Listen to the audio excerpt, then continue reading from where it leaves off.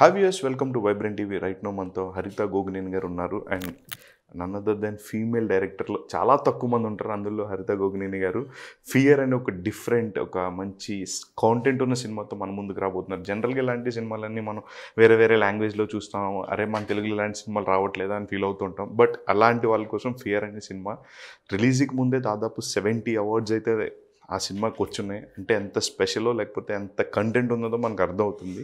ఆ సినిమా గురించి మరింత విషయాలు హరిత గారిని అడిగి తెలుసుకునే ప్రయత్నం అయితే చేద్దాం. అండ్ సినిమాలో ఎలాంటి లీక్స్ ఇవ్వరు కానీ ఎలా ఉంటుంది ఎంత ఎక్స్పెక్ట్ చేయొచ్చు అని మాత్రం అడగొచ్చు. హాయ్ అండి. హాయ్. ఎలా ఉన్నారు? చాలా బాగా ఇచ్చా ఇంట్రడక్షన్. థ్యాంక్స్. సో ఎట్లా అండి ఫియర్ జనరల్గా అంటుంటారు. నేను అన్నట్టే కాదు, తమిళ్లో అలాంటి సినిమా వచ్చింది మన తెలుగులో రాదు, వేరే లాంగ్వేజెస్లో మలయాళంలో వచ్చింది మన దగ్గర రావట్లేదు, అలాంటి మాటలు జనరల్గా మనం వింటుంటాం. వాస్తవం అది. సో ఎట్లా అండి అలాంటి అన్ని మిత్స్ అన్ని క్లియర్ చేయడానికి మీరు ఈ సినిమా తీశారు? లేదు, యాక్చువల్ నిజం చెప్పాలి అంటే కంటెంట్ సినిమాలు మలయాళంలో తీస్తారు, తక్కువ బడ్జెట్ కొత్త కొత్త వాళ్ళని పెట్టి అని చెప్పి వాళ్ళని ప్రైజ్ చేస్తుంటారు. కానీ అదే ప్రయోగం మనం చేస్తే మాత్రం ఎంకరేజ్ చేయరు. ఇదైతే వాస్తవమే. ఎందుకంటే అదొక ఆనవాది అయి ఉండొచ్చు, లేదా మన మైండ్ సెట్ అయి ఉండొచ్చు. సో కాకపోతే ఇప్పుడు చాలా జనరేషన్ చాలా అప్డేటెడ్ అయ్యింది కాబట్టి ఇది రైట్ టైం ఇలాంటివి చేయటానికి. కాబట్టే నేను ధైర్యం చేసిన. నిజం చెప్పాలంటే ఇది చాలా పెద్ద రిస్కే ఒక రకంగా. ప్రొడక్షన్ పరంగా రిస్క్, మేకర్ పరంగా క్రియేటివ్ అంతా బయటకు వస్తుంది, రికగ్నైజ్ చేస్తారు. కానీ బట్ థియేటర్కి వెళ్ళి ఎంకరేజ్ చేస్తేనే మనకి పైసలు వచ్చేది కాబట్టి అక్కడ రిస్క్ జోన్లోనే ఉన్నాం.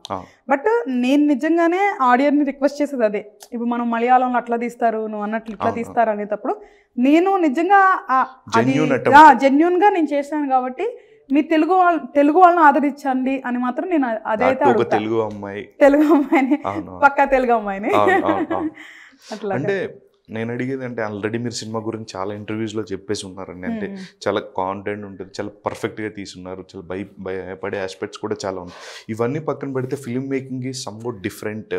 అంటే ఎలా అంటే ఒక ప్రొడక్షన్ దగ్గర నుంచి ఒక ప్రొడ్యూసర్గా మీ ప్రయాణం స్టార్ట్ అయింది సినిమా ఇండస్ట్రీలో, అండ్ ఇప్పుడు ఒక డైరెక్షన్ సైడ్ వెళ్ళింది. అంటే రెండింటిని ఏది బాగా అనిపించింది? అంటే రెండు జాబ్సే కదా, నేను ఏం చేసినా నేను హ్యాపీగా చేసేస్తాను కాబట్టి నాకు ఎప్పుడు ఈ డిఫరెన్స్ అసలు తెలియదు. అంటే ప్రొడ్యూసర్ అయినప్పుడు వేరే వాళ్ళ క్రియేటివిటీని నమ్మి మనం డబ్బులు పెట్టాలి. అవును. అండ్ మనం డైరెక్షన్ చేసినప్పుడు డెఫినెట్ గా మన క్రియేటివిటీ మీద వేరే వాళ్ళు డబ్బులు పెడతారు. సో ఈ రెండు అనిపించలేదు. అవును. బట్ బర్డెన్ ఏమన్నా అనిపించింది అంటే తీసేటప్పుడు ఒక రిలీజ్ అవుతుంది ఇలాంటి కాన్సెప్ట్స్ ఆదరించరా అని చెప్పేసి? బర్డెన్ అంటే ఫస్ట్ ఏమనుకున్నాను అంటే మనం రీజనబుల్ బడ్జెట్లో సస్పెన్స్ థ్రిల్లర్స్ కాన్సెప్ట్ కదా, ఓటీటీ సేఫ్ అయిపోతుందేమో బిఫోర్ రిలీజ్ అనుకున్నా. ఇది ఎట్లా ఉందంటే ఇక్కడ ఓటీటీస్ మాత్రం చాలా డిఫరెంట్ ప్యాటర్న్ ఉంది ఇక్కడ. నువ్వు లవ్ సినిమా తీసుకెళ్ళావు అనుకో సస్పెన్స్ థ్రిల్లర్ అయితే బాగుండేది అంటారు, సస్పెన్స్ థ్రిల్లర్ తీసుకెళ్ళావు అనుకో కామెడీ సినిమా అయితే బాగుంటుంది అంటారు, ఫ్యామిలీ సినిమా తీసుకెళ్ళాం అనుకో వైలెన్స్ అయితే బాగుంటుంది అంటారు, వైలెన్స్ సినిమా తీసుకెళ్ళాం అనుకో అయ్యో మాకు చాలా క్లీన్ యూ సర్టిఫికేట్ కావాలంటారు. సో అది నేను వాళ్ళని ఇన్సల్ట్ చేయట్లేదు, లేదు అంటే ఎంకరేజ్ చేయట్లా, ఫ్యాక్ట్ చెప్తున్నా. ఇప్పుడు మూవీ తీసేవాళ్ళు పెద్దవాళ్ళ దగ్గర నుంచి చిన్నవాళ్ళ వరకు ఒకటే సమస్య ఉంది ఇప్పుడు ఓటీటీ వాళ్ళతో. అంటే మనం తీసామని వాళ్ళు తీసుకోవాల్సిన అవసరం లేదు, బట్ కానీ కంటెంట్ని ప్రాపర్గా చూసి ఆదరించడం తప్పులేదు. ఇప్పుడు 100 కోట్లు పెట్టి 200 కోట్లు పెట్టి 300 కోట్లు పెట్టి పెద్ద సినిమా కంటెంట్ ఉన్నా లేకపోయినా కొనేస్తారు. 2, 3 ఆర్ 4, 5 అప్ టు 5 crores కంటెంట్ ఉన్న చిన్న సినిమాలు తీసుకోవడానికి ఆలోచిస్తారు. అంటే ఇప్పుడు ఎలా అంటే లైక్ ఆడియన్స్ కూడా పర్స్పెక్టివ్ ఎట్లా అయిపోయిందంటే ఓకే ఒక సినిమా వస్తుంది పలానా హీరోదా ఇది ఖచ్చితంగా థియేటర్లోనే చూడాలరా, లేదు ఒక చిన్న సినిమా వస్తుంది అరే లేదులే ఒక వారం రోజులు 10 రోజుల్లో ఓటీటీలో వచ్చేదిలే చూడొచ్చు దీనికి ఎందుకు అనే ప్రిఫిక్స్డ్ మైండ్ సెట్తో ఆడియన్స్ ఉండి ముందే చూడాలా వద్దని డిసైడ్ చేసేసుకుంటున్నారు. లేదు, ఓపెనింగ్స్ రావడానికి నువ్వు చెప్పిన దానికి వర్కౌట్ అవుతుంది, కానీ కంటెంట్ బాగుంది అనే టాక్ వస్తే మాత్రం మన వాళ్ళు ఓటీటీ కోసం ఎప్పుడూ ఆగినట్టు హిస్టరీలో లేదు. కంపల్సరిగా థియేటర్స్లో చూస్తారు. సో టాక్ వచ్చాక వెళ్ళే వాళ్ళు కొంతమంది ఉంటారు, వెళ్ళి చూద్దాం అనుకునే వాళ్ళు కొంతమంది ఉంటారు. సో కాబట్టి నేను ఆడియన్స్ విషయంలో అయితే మాత్రం నేను ఆ విషయంలో బ్లేమ్ చేయను. ఎందుకంటే నేను కష్టపడి సంపాదించుకుంటున్నానా, నా డబ్బు ఏ హీరో మీద ఖర్చు పెట్టాలి, ఏ సినిమా మీద ఖర్చు పెట్టాలి, లేదా ఏ బట్టల మీద ఖర్చు పెట్టాలనే హక్కు ఒక మనిషికి పూర్తిగా ఉంటుంది. సో నేను సినిమా తీశాను కదా అని నువ్వు వెళ్ళి నా సినిమా చూడాలి అనేది అనుకోవటం మూర్ఖత్వం. అసలు ఎప్పుడు కూడా అలా ఉండకూడదు. కాకపోతే ఇప్పుడు ఇలాంటి పెద్ద ఇండస్ట్రీలో మనలాగా ఏ బ్యాక్గ్రౌండ్ లేకుండా జెన్యూన్ అటెంప్ట్తో ఒక ఎక్స్పీరియన్స్డ్ పర్సన్ మనం ఆల్రెడీ అన్ని ఫీల్డ్స్లో ఆడియన్స్ గురించి దృష్టిలో పెట్టుకొని ఇంత కాంప్లెక్స్ సబ్జెక్ట్ తీసుకొచ్చేటప్పుడు ఒక ఛాన్స్ ఇవ్వమని అడగటంలో తప్పలేదు. కానీ వాళ్ళని చూడండి అని చెప్పే అర్హత కానీ చూడలేదు అని బ్లేమ్ చేసే ఇది కానీ మనకి లేదు. కానీ నువ్వు అన్నట్లు ఎందుకు అంటే పాపం ఎన్నో సినిమాలు వస్తున్నాయి, అన్ని సినిమాలు వాళ్ళు ఎక్కడి నుంచి ఇన్వెస్ట్ చేస్తారు? అందుకే కొన్ని థియేటర్లో చూద్దాం, కొన్ని ఓటీటీలో చూద్దాం అనుకుంటారు. చిన్నది పెద్దది కాదు. నేను నిజంగా ఆ విషయంలో ఒప్పుకోను. లేదు అంటే ఎన్ని చిన్న సినిమాలు ఎంతో డబ్బు కలెక్ట్ చేసి లేవు ఉన్నాయి కదా. సో బయట హిట్ అయ్యి ఇక్కడికి వచ్చి డబ్బులు కలెక్ట్ చేసినవి కూడా ఎన్నో ఉన్నాయి. చిన్న చిన్న బడ్జెట్స్తో తీసి పెద్ద పెద్ద హిట్లని మన దగ్గర ఎన్నో ఉన్నాయి. సో నేనైతే ఆడియన్స్ మీద నాకు ఇప్పటికీ నమ్మకం ఉంది. మనం మంచి కంటెంట్ తీస్తే ఆడియన్స్ ఆదరిస్తారు. కాదు ఇక్కడ మన రెస్పాన్సిబిలిటీ ఏంటంటే ఆడియన్కి రీచ్ చేయడం. ఇది పెద్ద టాస్క్. సినిమా తీయడం ఎంత ఈజీయో దాన్ని ప్రమోట్ చేసి రిలీజ్ చేయడం అంత టఫ్. నిజం చెప్పిన డబ్బులు ఉంటే సినిమా తీయటం ఈజీ, జెన్యున్గా చెప్తున్నా. కానీ రిలీజింగ్ ఆడియన్స్ తీసుకెళ్ళటం ఒకటే పెద్ద కష్టమైన పని.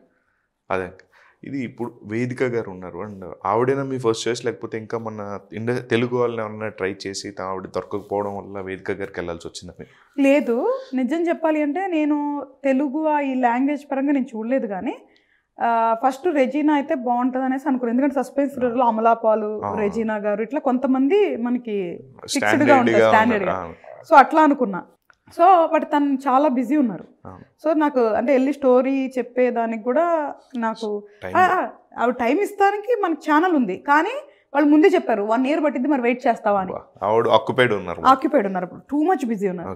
నాకు అసలు అంత పేషెన్స్ లేదు. ఎందుకంటే 1 year ఆల్రెడీ స్టోరీ కూర్చొని అంతా రెడీ చేసుకొని వచ్చేసిన బాండ్ స్క్రిప్ట్ పట్టుకొని. సో ఇంకా మనం ఆగం కదా. సో అట్లా కాదు అని అప్పుడు నాకు ఒక చెక్ లిస్ట్ చెప్తే తన పేరు సజెస్ట్ చేశారు. సో నాకు ఐ ఫెల్ట్ షీజ్ యాప్ట్ అనుకున్నా, చెప్పిన ఓకే చేస్తున్నారు, సైన్ ఆఫ్ చేసినాం, ప్రీ ప్రొడక్షన్ చేసుకొని షూటింగ్కి వెళ్ళిపోయాం.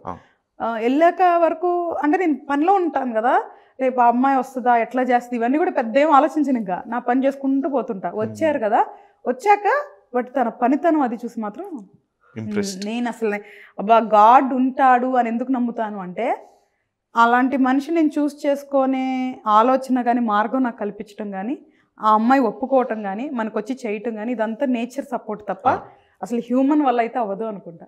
ఎందుకంటే ఇన్ని చాయిస్లు ఉన్నాయిగా, ఎందుకు తన దగ్గరికి వెళ్ళి నేను ఎంచుకున్నా. అమ్మాయి కూడా యాక్సెప్ట్ చేయవచ్చు, చేయకపోవచ్చు అండ్ ఖచ్చితంగా యాక్సెప్ట్ చేయడం. అండ్ మీరు ఇందాక మనం మాట్లాడుతూ మనం డిస్కస్ చేసి మీకు సినిమా కోసం అమ్మాయి 100% పెట్టేసింది, నన్ను అంతలా నమ్మిందని చెప్పండి. అది మాత్రం నాకు ఫర్ ఎవర్ గ్రాటిట్యూడ్ ఉంటుంది తనకి. ఎందుకంటే నేను ఫస్ట్ టైం డైరెక్షన్ కదా, చెప్పగానే అది కూడా మనకు వచ్చి రాని హిందీలో, ఇంగ్లీష్ అంటే మామూలు కన్విన్స్ మాట్లాడతాం వరకు ఓకే, బట్ స్టోరీ చెప్పమంటే నేను ఇంగ్లీష్లో చెప్పలేం కదా. సంవత్సరం వరకు తెలుగులో వాగి వాగి వాగి ఎమోషన్ సడన్ గా you know this person comes like this అంటే గలీజ్గా ఉంటుంది అసలు నిజంగా. నేను అట్లా చెప్పాక కూడా తను నన్ను చూసి ఏదో తనలో విషయం ఉంది అని నమ్మి తను నాకు చేయడానికి ఒప్పుకోవటమే కాకుండా నువ్వు నమ్ము నాన్న ఏ రోజు ఈ సీన్ ఇలాగెందుకు లేదా డైలాగ్ ఇలాగెందుకు అన్న క్వశ్చన్ కూడా తనకి ఇలా అసలు నిజంగా చెప్తున్నా నాకు హైయెస్ట్ గ్రాటిట్యూడ్ ఉంటుంది ఫర్ ఎవర్ తను. అదొక డైరెక్టర్ని నమ్మి బ్లైండ్గా చేసింది అంతే. అసలు క్వశ్చన్స్ ఏదో తను ఏమడుగుతుంది తెలుసా, ఎలా కావాలని అడుగుతుంది, అలా ఇచ్చేస్తుంది అంతే. అసలు వాట్ ఏ బ్యూటీ అసలుకి నిజంగా. I'm really happy with her. అంటే బేసిక్గా మీరు చూసుకుంటే చాలా బిజియెస్ట్ పర్సన్, లైక్ ఎందుకంటే మీరు వేరియస్ ఆస్పెక్ట్స్లో ఉన్నారు, లైక్ బిజినెస్లో ఉన్నారు, రియల్ ఎస్టేట్ ఉన్నారు, నెక్స్ట్ ప్రొడ్యూసర్ అండ్ డైరెక్షన్, ఇట్లా వేరే అస్ట్రాలజీ చాలా సంథింగ్ అదర్ దాన్ ఇప్పుడు మీరు ఉన్నట్లకన్నా డిఫరెంట్ అది. ఇంతట్లో మీరు ఆక్యుపైడ్ ఉండి మీ పర్సనల్ వర్క్లు అన్నీ ఉండి అంటే ఎలా మేనేజ్ చేస్తారు? లైక్ ఒక 24 hours దాంట్లో 8 hours స్లీప్కి వెళ్ళిపోద్ది.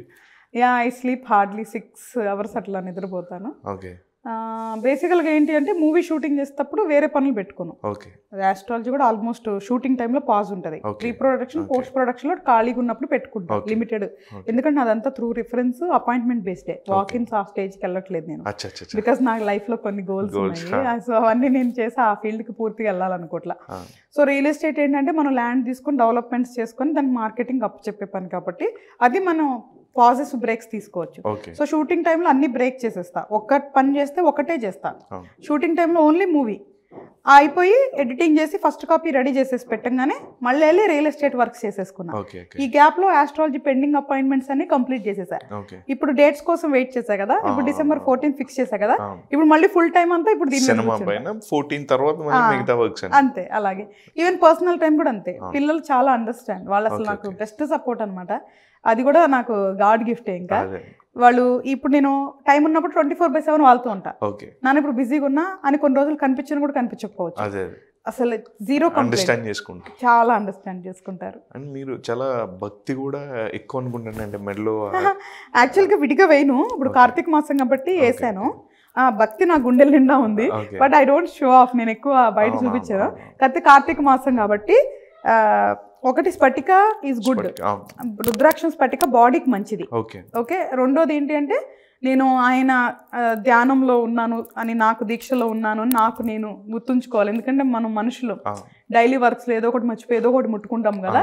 సో అందుకే చేతికి వేసుకున్నాను అనమాట. ఈ చెయ్యి గబుక్కుని ఏదన్నా పట్టుకుంటున్నా కూడా లేదు నువ్వు కార్తీక మాసం మన దీక్షలో ఉన్నామని గుర్తు తెచ్చుకోవటానికి. జనరల్గా తక్కువ బయటకి ఎక్కువ చూపించాలని అనుకున్నాను. But I'm very devotive person. And devotee and at the same time astrology కూడా మీరు ఏది పడితే అది కాకుండా చాలా పెక్యులర్గా ఉంటారు. అంటే మనం ఈ మధ్యకాలం చూస్తుంటాం ఎవరు పడితే వాళ్ళు బోర్డులు పెట్టేసి అండ్ అప్పుడే పుట్టిన పాపలకి జాతకాలు ఇట్లాంటివన్నీ మీ వరకు ఎప్పుడు రాలేదు కదా. నేను ఎవరు అడిగినా నేను వీడియోస్ చేయను. అట్లే నా ఛానల్లో ఎడ్యుకేషనల్ వీడియోస్ పెట్టా. బయట వాళ్ళ గురించి మాట్లాడింది ఒక్క వీడియో తప్ప నేను అసలు ఏది కూడా పెట్టను, అసలు నేను చేయను. ఎందుకంటే ఇప్పుడు నేను ఫేమ్ అయిపోయి ఏం చేయాలి, 24 గంటలకు కూర్చొని జాతకాలు చెప్పేసుకొని డబ్బులు సంపాదించాలను నా లైఫ్ గోల్ అది కాదు. అల్టిమేట్లీ నేను సేవ చేయాలి. దాని లోపల నాకు ప్రొఫెషనల్ గోల్స్ కొన్ని ఉన్నాయి, వృత్తి ధర్మంగా నాకున్న కొన్ని గోల్స్ ఉన్నాయి, అవి ఫుల్ఫిల్ చేయాలి.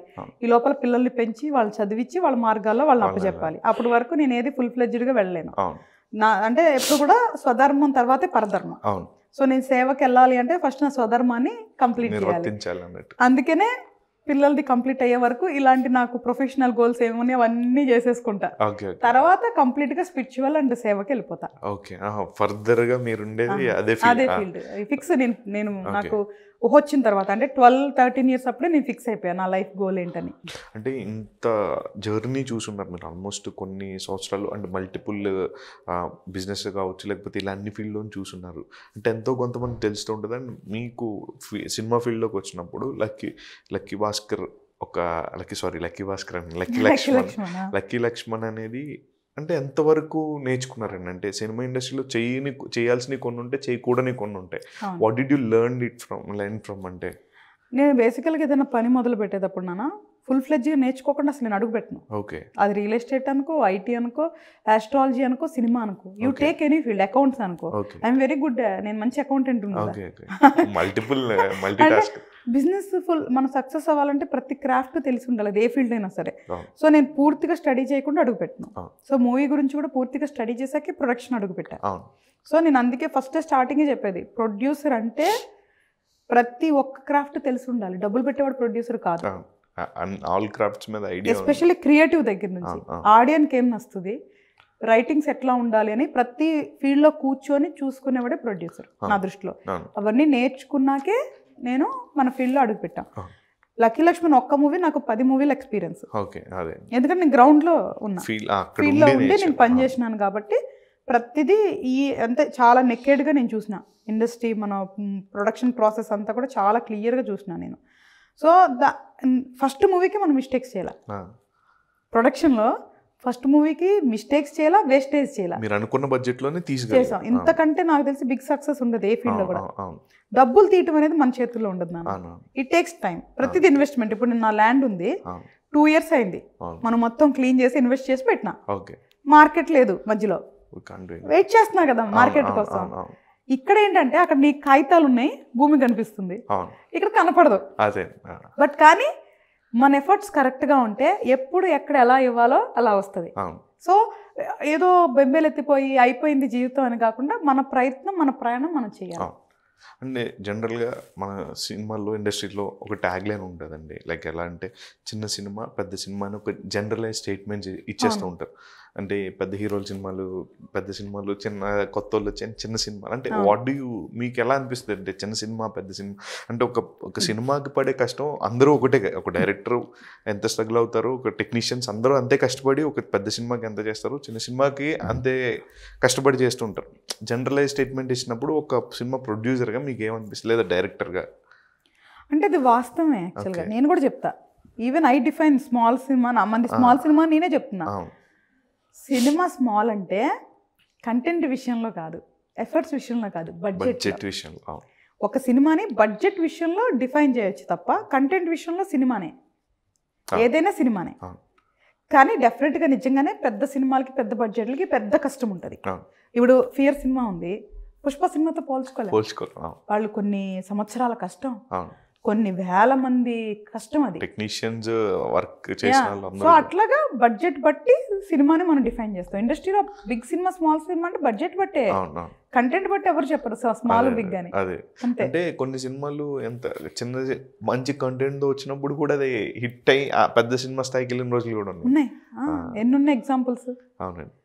కాకపోతే అదే చెప్తుంది, ఆడియన్స్ వచ్చి చూస్తే మనకి బాగుంటది కంటెంట్ గురించి, కానీ ఎన్నని చూడమని అడుగుతాం. మాలు కూడా వందలు వేలు వస్తుంటే. శుక్రవారం వచ్చిందంటే అంటే మనకి ఒక ఫ్రైడే రోజు ఒక పెద్ద స్టార్ సినిమాలు రిలీజ్ ముందు వీక్ కానీ ఆ తర్వాత వీక్ కానీ దాదాపు 10 నుంచి 12 సినిమాలు రిలీజ్ అవుతుంది. నువ్వు నమ్మవు నాన్న, 6 months లో ఫస్ట్ కాపీ రెడీ చేసిన. ఓకే, ఫస్ట్ ఒక 6 months లో అయిపోయింది. 6 months లో ఫస్ట్ కాపీ రెడీ చేసిన అంటే నాకు చాలా స్పీడ్, ఫుల్ టైం పని చేసేస్తా కదా. తర్వాత ఫైనల్ కాపీ ఆగస్ట్ ఎండ్కు సెప్టెంబర్కు ఫైనల్ కాపీ రెడీ చేసిన. మళ్ళీ మనం అన్ని చూసుకొని మోడిఫికేషన్స్ అలా చూసుకొని సెన్సార్ చేయించేసిన. దాని తర్వాత మనం టీజర్ రిలీజ్ చేసాం. అప్పటి నుంచి నేను వెయిట్ చేస్తుంది ఏంటో తెలుసా, డేట్ కోసం, గ్యాప్ కోసం. ఎక్కడ గ్యాప్ దొరికిద్ది, ఎక్కడ తక్కువ వస్తే అప్పుడు వెళ్దామని అప్పటి నుంచి నేను వెయిట్ చేస్తున్నా. నువ్వు అబ్జర్వ్ చెయ్యి, లాస్ట్ 2-3 months లో ఎవ్రీ వీక్ నీకు అప్ టు 10 movies వచ్చినాయి. ఎవ్రీ వీక్, చిన్నవనుకో పెద్దవనుకో అన్ని సినిమాలు. సో నేను అట్లీస్ట్ 2-3 ఉంటే వద్దాము, ఎక్కువ ఉంటే వద్దు అని నేను అప్పటి నుంచి వెయిట్ చేస్తూ ఉన్నాను అనమాట. అప్పుడు ఇది ధైర్యమే, రిస్కే. పుష్ప తర్వాత వెయిట్ ఇమిడియట్ వీక్ రిలీజ్ అవుతుంది. బట్ ఎనీథింగ్ మనకు కావాల్సింది ఫ్యూ స్క్రీన్సే కాబట్టి మన ముఖం చూసి ఎవరో ఒకళ్ళు ఇస్తారులే అని చెప్పి ధైర్యంతో అదే కరెక్ట్ వీక్, ఎందుకంటే అప్పుడే ఎవరు రారు, వెళ్దాము అని చెప్పి నేను ఫిక్స్ అవటం జరిగింది. ఓకే, అదే నాకేంటంటే immediate Pushpa December 5th release అవుతుంది అంటే దాని స్కేల్ పెద్దది and all over India release అవుతుంది అండ్ ఎక్కువ థియేటర్స్లో కూడా అది రిలీజ్ అవుతుంది. అండ్ హిట్ టాక్ వచ్చిందంటే ఆల్మోస్ట్ ఒక 2 weeks లాంగ్ రన్ ఉంటుంది. ఆ టైంలో మన సినిమా రిలీజ్ అయితే మంచి కంటెంట్ డైల్యూట్ అయిపోతుంది కదా. అట్లా ఏముండదు, ఫ్యూ స్క్రీన్స్ వాళ్ళు షోస్ తీసిస్తారు. నువ్వు ఏ సినిమా పెద్ద సినిమా వచ్చిన నెక్స్ట్ వీక్ చిన్న సినిమాలు వస్తూనే ఉంటాయి. అసలు హిస్టరీలో రాకుండా ఉండవు, ఏ వీక్ అసలు సినిమా రాకుండా ఉండదు, మనకి వస్తుంది. రెండోది ఏంటంటే మనకి షోస్ ఎక్కువ పడిపోతాయి.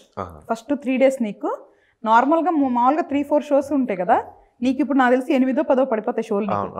ఆల్మోస్ట్ 12 నుంచి స్టార్ట్ అయినప్పుడు నీకు ఫస్ట్ 3లోనే చాలా వరకు అయిపోతుంది. 7 నుంచి నైట్ 11 వరకు కంటిన్యూగా షోలు రన్ అవుతుంది. 12 నుంచి నా తెలిసి ఇప్పుడు 12 నుంచి చేస్తారు అనుకున్నా. ఫస్ట్ డే అయితే ముందు రోజు నైట్ 4th 9 నుంచి చేసేస్తారు. ఎగ్జాక్ట్లీ. సో అప్పుడు నీకేమవుతారంటే ఆటోమేటిక్గా మన క్రౌడ్ అంతా ఈ 1 weekలోనే చాలా వరకు డైల్యూట్ అయిపోతుంది. అలాగే అయ్యో పిచ్చి క్యాలిక్యులేషన్ చేసుకున్నాం. లేదండి, అంటే ఒక క్యాలిక్యులేషన్ ఉండడం మంచిదే. అండ్ ఫియర్ సినిమా ఇలాంటి ఒక కంటెంట్ ఉన్న సినిమాలు జనరల్గా మన సౌండ్ అనేది చాలా ఇంపార్టెంట్ అండ్ టెక్నికల్ ఆస్పెక్ట్స్లో చూసుకుంటే సౌండ్ ప్లేస్ మేజర్ రోల్. అంటే మ్యూజిక్ డైరెక్టర్ గురించి అసలు ఆ పేరు చదివితేనే తెలిసిపోతుంది కదా సౌండ్. అనూప్ గారు పేరు చెప్పాక అసలు నిజంగా మనం name it self is brand. అదే ఆయనతో వర్కింగ్ అంటే ఆయన చేసిన సినిమాలన్నీ మనకు తెలుసు, ప్రేమ్ కావాలి, ఈష్క్, లవ్ జోనర్ లో చేసిన సినిమాలు. అండ్ ఈయన వచ్చి ఇప్పుడు వచ్చి ఒక హారర్ కి ఇచ్చిన, అసలు నిజం చెప్పిన ఒక గుడ్ టెక్నీషియన్ కి జానర్ సంబంధం లేదు. ఈవెన్ ఆండ్రూ సార్ కూడా నాకు అదే చెప్పేవాళ్ళు. సరే ఆండ్రూ సార్ ఇప్పుడు మీరు అన్నీ చేసింది కమర్షియల్ కదా, ఈ థ్రిల్లర్ కదా అనేదాన్ని. హరిత ఒక టెక్నీషియన్ కి జానర్ కి సంబంధం ఉండదు హరిత అంటారు. సో అట్లాగే సేమ్ విత్ మ్యూజిక్ కానీ అన్ని కానీ ఇప్పుడు తనకి కూడా ఎవ్రీబడి. సో ఒక ప్రాపర్ టెక్నీషియన్స్ కి జానర్ తో సంబంధం ఉండదు, ఓన్లీ కంటెంట్ తోనే సంబంధం. సో హీ గేవ్ బెస్ట్ అండి. అసలు ఆయన మ్యూజిక్ కూడా గురించి కూడా మనం మాట్లాడతారు. అండ్ ఫర్దర్గా మీరు కంటిన్యూ చేస్తున్నారండి direction side and production side? Direction side continue చేస్తానన్నా. ఇప్పుడు ప్రొడక్షన్ కూడా ఏంటి అంటే మనం ఏదో ప్రొడక్షన్లో సంపాదించాలని మనం ప్రొడక్షన్ కంపెనీ పెట్టలేదు. ఫస్ట్ సినిమా మన ఫస్ట్ సినిమాలు మనం చేసుకోకపోతే ఎవరో ఎందుకు చేయాలి అన్న ఉద్దేశంతో మనం ప్రొడక్షన్ హౌస్ స్టార్ట్ చేసి మంచిగా 2 కూడా సక్సెస్ అయ్యాం. సో ఇప్పుడు మనకి ప్రొడక్షన్ ఎక్స్పీరియన్స్ గుడ్గా ఉంది, డైరెక్షన్ ఎక్స్పీరియన్స్ గుడ్ ఉంది. సో నెక్స్ట్ భగవంతుడు ఎటు పాత చూపిస్తే అటు ప్రయాణం చేస్తాం తప్ప నేను ఇదే చెయ్యాలి అని నాకు అసలుకి ఫిక్స్డ్ మైండ్ ఉండదు. బట్ డెఫినెట్గా డైరెక్షన్ సైడ్ అయితే స్టోరీ అయితే రెడీ చేసి పెట్టుకున్నా. స్టోరీ బయట వేరే ప్రొడక్షన్ చేద్దాము అనేసి. And at the same time మీ ప్రొడక్షన్లో ఎవరైనా కొత్త వాళ్ళు వచ్చి మీకు కథ చెప్పేది నచ్చి మీరు చేయడానికి రెడీగా ఉన్నారు? అంటే ఇప్పుడున్న సిచ్యువేషన్లో కష్టము, బట్ ఎందుకంటే మళ్ళీ మనం మనీ జనరేట్ చేయాలి కాబట్టి ఇట్ టేక్స్ టైం అనమాట. ఎందుకంటే మనదంతా ప్రాపర్గా ఉంటుంది అన్న. ఒక మూవీ ఒక బడ్జెట్ అనుకుంటే అది ముందు నాకు అకౌంట్లో ఉండాలి, ఆ తర్వాతే నేను స్టార్ట్ చేస్తా. పేమెంట్స్ ఆన్ టైం ఉండాలి, లేదు అంటే నాకు ఇష్టం ఉండదు. సో మన దగ్గర చేసే వాళ్ళు ఎవరు ఇబ్బంది పడకూడదు అని అట్లాగా. మొత్తం ఫియర్ నుంచి నేర్చుకున్నది ఏంటంటే ఏం చెప్తారండి? అంటే లక్కీ లక్ష్మణ్ నుంచి ఒకటి నేర్చుకుంటారు డెఫినెట్గా, 10 సినిమాల ఎక్స్పీరియన్స్ వచ్చింది. అండ్ ఫియర్ అది ప్రొడ్యూసర్గా, ఇది డైరెక్టర్గా నేర్చుకున్నది. అంటే క్రాఫ్ట్ పరంగా ఇంకా అంటే లైటింగ్ ప్యాటర్న్ ఒకటి నేర్చుకోవాలనుకున్నా. అది అవసరం ఉండదు యాక్చువల్గా, బట్ కానీ నేర్చుకుంటే బెటరు అని నాకు అదొక్కటే అనిపించింది అంతే.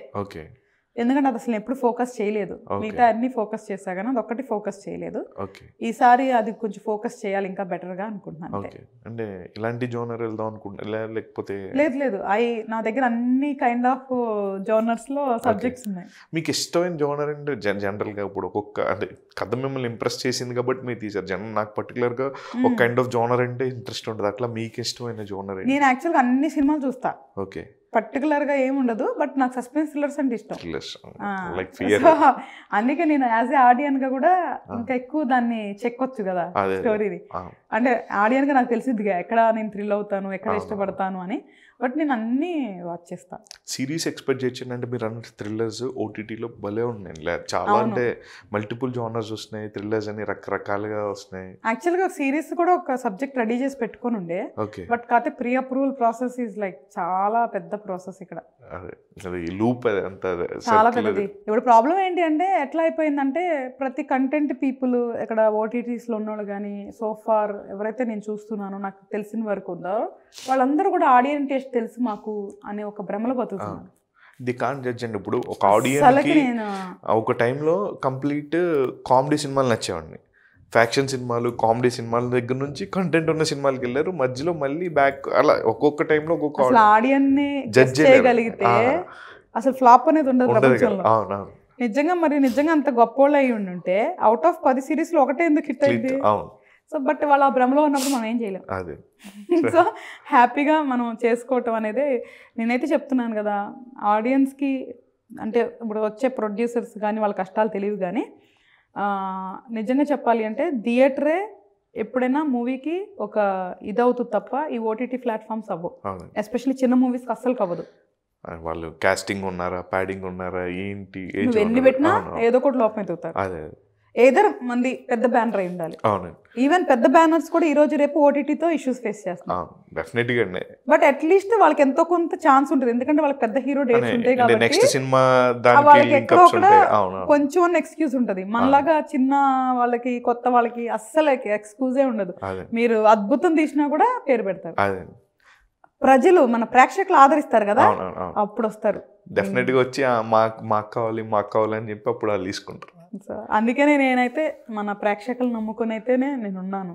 డెఫినెట్లీ అంటే కంటెంట్ బాగున్నప్పుడు ఎప్పుడు బ్యాక్ స్టెప్ చేయలేదు మన ఆడియన్స్, డెఫినెట్గా ప్రూవ్ అయింది. అండ్ చిన్న సినిమా అని కాదు, కమిటీ కుర్రలు కూడా అంత పెద్ద హిట్ అయింది. అవి కూడా ఎగ్జాంపుల్స్ ఇవన్నీ కూడా చిన్న సినిమా. చెప్పాలంటే మరి బిఫోర్ థియేటర్ బిజినెస్ క్లోజ్ అయ్యాయి, ఆఫ్టర్ థియేటర్ అయిందండి, క్లోజ్ అవ్వలేదండి ఫస్ట్ టైం అవ్వలేదు, తర్వాతే అయిందండి. సో అందరికీ ఇష్యూ ఉంది, చిన్న వాళ్ళకి ఇంకెక్కువ కొంచెం ఉంది అంతే. అంటే అదే నేను చెప్తుంది, నిజంగా అన్ని కోట్లు పెట్టేటప్పుడు ఆలోచించరు కానీ చిన్న చిన్న సినిమాలు. బట్ ఎనీవే నేను ఇంకొకటి ఏం కమెంట్ చేయనంటే ఎవరి బిజినెస్ స్ట్రాటజీ వాళ్ళు దే హ్యావ్ ఫ్రీడమ్, కాదంటలేదు. అందుకనే నేనేమంటున్నానంటే ప్రతి ఒక్కళ్ళు, నేను నిజంగా చెప్పాలి అంటే ఫస్ట్ ఓటీటీ చాలే మనం బడ్జెట్ తక్కువలో చేద్దాంలే అనుకున్నా.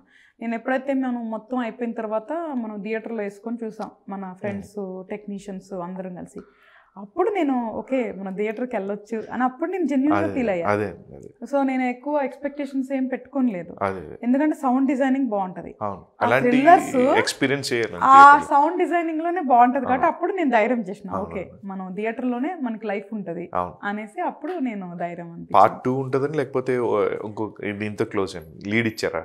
ఆ ప్రేక్షకులు ఆమోదిస్తే ఉంటది. లీడ్ అయితే ఉంది సినిమా పార్ట్ 2కి.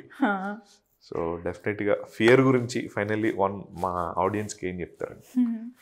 సో నేను మీలో ఒక అమ్మాయిని, సో అంటే ఏ ఫీల్డ్ అయినా బ్యాక్గ్రౌండ్స్ ఉండాలంటే కొన్ని ఫీల్డ్స్కి నిజంగా అవసరం లేదు, బట్ డెఫినెట్గా ఇంత పెద్ద ప్లాట్ఫామ్లో ఉండాలి అంటే మాత్రం ప్రేక్షకులు ఆదరణ సపోర్ట్ అనేది చాలా ఇంపార్టెంట్. సో జెన్యూన్ ఎఫర్ట్స్ అయితే పెట్టాను, కంటెంట్ బాగుంటుంది, కంటెంట్ నమ్ముకొని నిజం చెప్పాలని తెలుగు ఆడియన్స్ నమ్ముకొనే నేను ఇక్కడే తీసిన, ఎక్కడికో మలయాళంలోకి ఇంకొక చోటుకెళ్ళి నేను తీయలేదు. సో కంటెంట్ని ఆదరిస్తారన్న తెలుగు ప్రేక్షకులు తెలుగు వాళ్ళు తీసిన ఈ సినిమాని ఆదరించాలని మనస్ఫూర్తిగా కోరుకుంటూ, మీరు పెట్టిన సమయం కానీ సంపద కానీ రెండు వృధా అవ్వదు మన సినిమా మీద అని మాత్రం గ్యారంటీగా చెప్పగలను. సో సస్పెన్స్ థ్రిల్లర్ ఆడియన్స్ హ్యాపీగా చూడొచ్చు, అండ్ ఫ్యామిలీస్, ఇది యాక్చువల్గా ఫ్యామిలీ మూవీ కానీ ఇప్పుడు నేను డీటెయిల్స్ చెప్పలేను, రిలీజ్ అయిన తర్వాత ఎందుకు అనేది అందరికీ తెలిసిపోతుంది, అప్పుడు నేను చెప్తాను. హ్యాపీగా పిల్లలతో వెళ్ళి సినిమా చూడొచ్చు. సో తప్పకుండా నేను తీసిన ఈ చిత్రాన్ని కానీ నేను చేసిన ప్రయత్నాన్ని కూడా మీరందరూ సపోర్ట్ చేస్తారని, నా నమ్మకాన్ని నిలబెట్టాలని మనస్ఫూర్తిగా కోరుకుంటూ, జస్ట్ ప్లీజ్ వాచ్ మన movie in theatres on December 14th. So చూశారు కదా, December 14th సినిమా థియేటర్లో రిలీజ్ అవుతుంది. అండ్ డెఫినెట్గా ఆ సౌండ్ అవన్నీ కూడా మీరు ఎక్స్పీరియన్స్ చేయాలంటే థియేటర్లోనే చూడండి, ఆ ఫీల్ అది క్యారీ ఆన్ అవుతుంది. డెఫినెట్లీ ఓటీటీలో వద్దులే తర్వాత చూద్దాం అనుకోకుండా December 14th థియేటర్కి వెళ్ళి చూడండి. సినిమా నచ్చితే ఇంకొక 10 మందిని చెప్పి వాళ్ళని కూడా థియేటర్ తీసుకెళ్ళండి. And all the very best to fear. Thank you so much.